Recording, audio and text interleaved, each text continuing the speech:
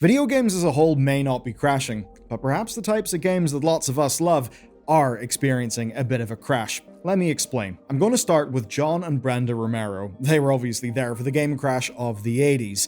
They've had ups and downs, so whenever they said that the current state of the industry is, to quote, definitely crashier than back in the infamous 1980s crash, it's probably time to listen. And not just because they're big legacy names and you might think about Doom or something. No, it's also because they literally run a game studio today. It's a few hours down the road from me in Galway, which is to say, they're in the real games industry, and they're speaking to a real problem that you'll hear talked about in game industry circles, that you'll hear be talked about between devs, but it hasn't really made it out to the public. But make no mistake, this game crash is impacting you. And scrappy indie devs are amazing, but they're not yet the solution. We have a lot to cover today, and by the end, a lot of the vibes that you may have felt, I think, will start to make a lot more sense. We've got big names saying it feels crashier now than it did in the 80s. That, of course, doesn't make any sense if you don't know just what the hell went on in the 80s. Basically, it happened in the US where a big surge of cheap, terrible games for the Atari consoles just led to retailers refusing to stock games from publishers. They were quite literally getting overloaded with slop, and a lot of that slop ended up in the landfills. Now, as we talked about before, the growth of digital distribution and platform-agnostic games means that the crash just cannot happen in the same way today as it did way back then. We're in a totally different era for getting games to players. It's way more diversified. There are so many games, perhaps too many games, and no good way to get them right in front of players. That problem won't go away, but it is an entirely different problem to the problem of today. Because when the Romeros talk about being in a crash, they're looking at it from the other end of the spectrum. Not buying games, but actually making the damn things, and to make them, you need to somehow pay for them. And the funding collapse, especially in Western markets, is completely goddamn brutal. Now, the Romeros felt this firsthand whenever Xbox pulled the plug on their next game. Remember, big Xbox layoffs, all of that stuff that was happening? Well, yeah, their game got cancelled. And thing is, they were technically lucky.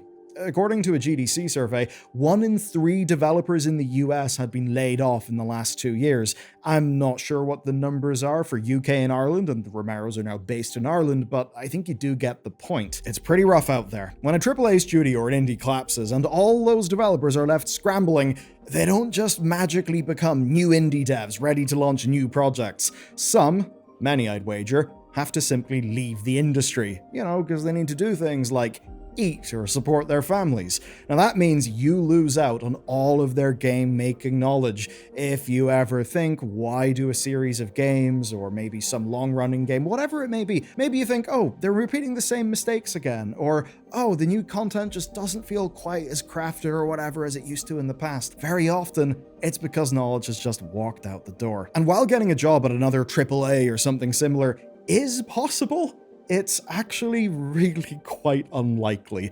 There's a massive oversupply in the games jobs market right now because, well, all of those layoffs. And all this means that if those people want to continue making games, they've got to pay for development costs. There's a little bit of a problem there, because development costs have goddamn skyrocketed. Now then, the first bit of meat for this video. An analyst group called Crashier recently put out a deep dive on how much it costs to make games right now. And it's pretty rough. So they found that the average game development budget, regardless of scale, has doubled since 2015. And as soon as you start looking at AA and AAA teams, you see the budgets have tripled. So at the top end, it's gone completely insane, but even the smallest solo games are still getting more and more expensive to make than they were, say, 10 years ago. And of course, as with everything else, some of that is just inflation as the world undergoes economic chaos, madness. But inflation isn't everything. So these analysts found that without inflation, 2025 budgets would have been 28% lower than they were. But the rest is actually just higher costs. Costs that have to be earned back when they sell a game to you if the studio wants to, survive and maybe make another game, which is the really important thing. But to focus in on costs, this increased cost is often just attributed to team size, but it's more than just that. It's paying, yes, perhaps more devs, but also ones with more specialized roles, and even the likes of, your management, your producers, all those things can increase a budget. But so too will the one thing that can make a game stand out to you, the audience, and that's increasingly needed as more and more games get released, and that is scope. Now, that doesn't mean that everyone's suddenly out there making open world games. That would be insane. But it does mean you've got to look a certain way at your game. Your game will have to feel a certain way. It'll have to meet quality of life and content standards that are far higher than they were 10 years ago. A developer can make the same game they made a decade ago for the same cost, or maybe less. But the thing is, to stand out, they would probably need more money. And the really rough thing is that getting any money at all is where the trouble truly starts. The most damning graph Crashier shares is this. And even if you're a solo dev, basically you've now got to scrape together as much money to self-publish your game as a publisher would have once handed you. Somehow. Meanwhile then, publishers are basically just betting in games that they think are more likely to break through and give them a good rate of return. So the cost of delivering a game is going up, and the people holding the purse strings are basically tighter than ever. I mean, 2025, just for one example, saw the lowest gaming startup funding since 2019, and most of what was there went into mobile games and betting. But to put that in terms that we'll feel as players, it basically means more trend chasing, less chance follow-up games, and developers who may just crash and burn before their game can be great. A big reason why very often a game launches and is kinda shit, or, disappointing, maybe full of bugs, full of performance issues. It's because often the developer has literally no choice but to publish. And so often the developer will take the brunt, even though, in many cases, if you were to say, audit all of their emails and communications, you would find devs basically begging publishers for time. It's one of those tricky things within game development where, funnily enough, an extremely advanced 2-year software project is something that's very hard to perfectly plan down to the month in advance. Yet, that ends up being a situation all too many devs fall into. But what makes the situation even harder for you or me, say, just people who want to play fun video games, it's that games are a really bad investment, unless you specifically are someone who wants to fund and make video games. If you're an investor holding $100,000, which is enough to pay, say, a 3-person team, decent enough salaries for a year, well, where are you going to get a better return on that 100 grand? Could it be, say, an indie game that might need another year of investment? Or is it just putting that money into a market tracking account? There's risk in both sides, but I think we'd all admit that the game side has way more risk. And even if it does pay off and, a game does come out and is maybe even profitable, it may still lose to simply just leaving money in the market. Here's a quote. "I think about those projects, especially over the last 5 years, what didn't get made because no one would give them 100 grand. What could have changed the way we thought about games because that game was only ever going to make $500,000, which would change a developer's life." Now, that quote was from Rebecca Saltzman, who's the CEO of Finji. They're a publisher, most recently of Night in the Woods and Tunic. Now, she was talking to PC Gamer about the funding squeeze that's facing indie devs right now, where basically the traditional money people want Vampire Survivors or Balatro-style successes from solo devs, or are trying to go and back the next Expedition 33. With a budget of millions. Small teams making small games without that huge potential just aren't worth a publisher's time, and raising funds from outside of games is extremely hard, because if you look at the balance sheet of any pre-release video game like development studio, it's going to look horrible if you're a traditional, say, financial institution. Now, even if a developer somehow does get the funds and launches, well, the cost of publishing can still kill them after release. Most developers work on a recoup model, where until their funding is paid off from game revenue, developers get somewhere between nothing and almost nothing. All those studios that form from, say, laid-off devs who magically secure funding and build their game for an audience that likes it, they may still collapse in the aftermath. And there's a specific way that this whole dynamic hurts us as customers so badly. So let me explain, because it's more than just, game came out, we don't have any money, now we're gone.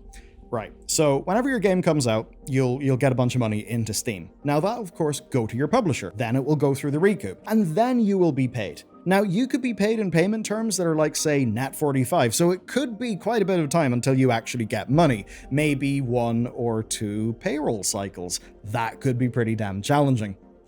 But here's the thing.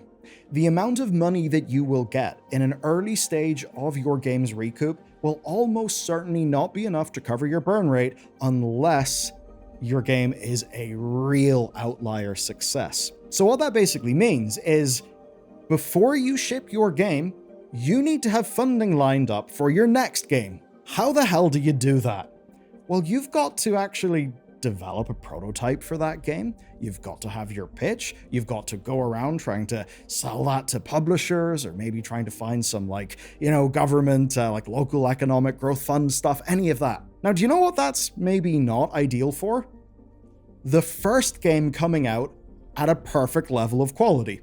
Because if a studio puts 100% of their focus into just that one game, yeah, that may well increase the chances of it having less bugs, less issues, polished stuff. But it's also fairly likely that it will leave a developer basically up shit creek without a paddle, because if you don't have that funding lined up well in advance, it is a bit of a tough shit situation, and you could go under, which would mean that even if your publisher does continue to sell your game, and they almost certainly would be, obviously, the recoup won't matter anymore. It'll just all go to the publisher. And this is the kind of thing, the kind of incentive structure that can put all of us against each other, that can make it so that a developer may be just tearing themselves up trying to make everything work, but absolutely know that unless they can secure maybe some prototype funding for their next game, that they can't just focus on the launch of their current game. Because if they do,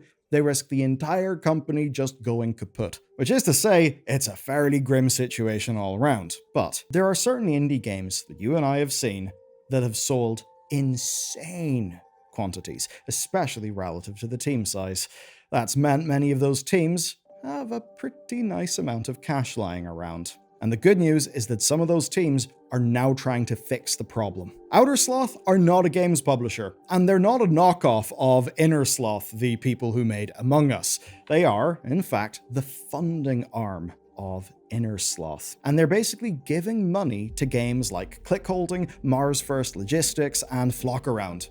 Tiny games with niche audiences, but experiences that you kinda can't get anywhere else. There ain't that many games like Clickholding. But most importantly, because they're not a publisher, they offer fair recoup rates that let devs build sustainably, which is because, being indie devs themselves, they know that no one else is fighting for them at this scale.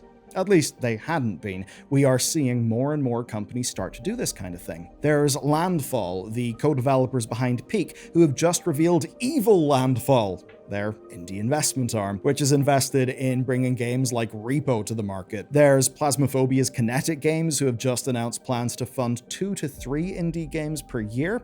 So basically, we're seeing indie devs backing indie devs to make sure they actually get their shot at putting some of their experience to work in a way that'll actually get a game in front of you and hopefully not leave them completely screwed once the game publishes. And that's because right now, just about no one else is going to do this bit right. We've been in a hell of a journey today, starting with the Romeros, the talk of the game Crash feeling crashier than the one of the 80s from a dev's perspective. And actually, for their scale of company, just any large enough indie that's got a fairly decent staff count, yeah, I actually do think it is very crashy right now. And the sad part of this is it's all at a scale that means there's very little you or I can do about it. Now, the funding from Outer Sloth, Landfall, and Kinetic Games, it's good, but it cannot replace billions of investment every year, with indie devs these days getting crumbs compared to, say, well, the good times or the bad good times, by which I mean the investment boom during COVID. Because goddamn, people were able to raise money back then, but,